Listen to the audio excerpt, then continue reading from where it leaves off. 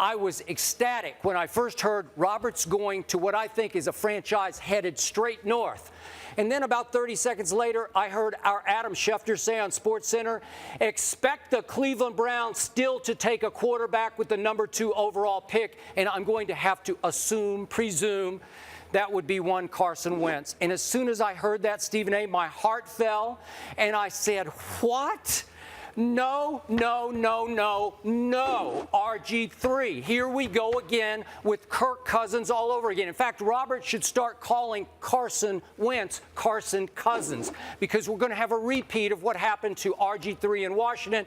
And we all know that when Robert was drafted by the Redskins, Mike Shanahan, who was the head coach, was a huge fan of Kirk Cousins, and they also drafted another co-rookie quarterback named Kirk Cousins, and we know how all that woeful tale ended up. So, to me, the fact that Robert said yesterday, okay, he said all the right things, I'm prepared to go in and compete if, in fact, they do draft a rookie quarterback.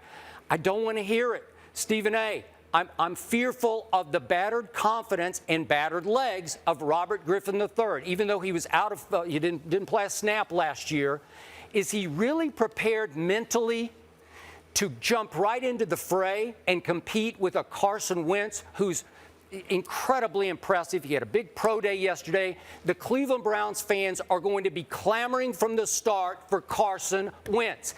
He's new. He's fresh. He's untarnished. Robert is tarnished over the last 2 years in Washington. So, to me, this smells of RG3 for one interim year in Cleveland as the interim quarterback I thought Josh McCown would be. It's feeling like he's a placeholder, a seat filler, high profile, a big headline-making distraction and diversion while the new management team starts to rebuild the Cleveland Browns. I despise this for Robert. It could be sort of a one-and-done year in Cleveland. And I'm already starting to think, wow, well, if he could have wound up with the Jets or the Broncos or maybe even the LA Rams, maybe he would have gotten a chance to actually win and keep a job. I think he's got no shot here if, in fact, they sit at #2 and take Carson Wentz or Jared Goff or whoever that might be.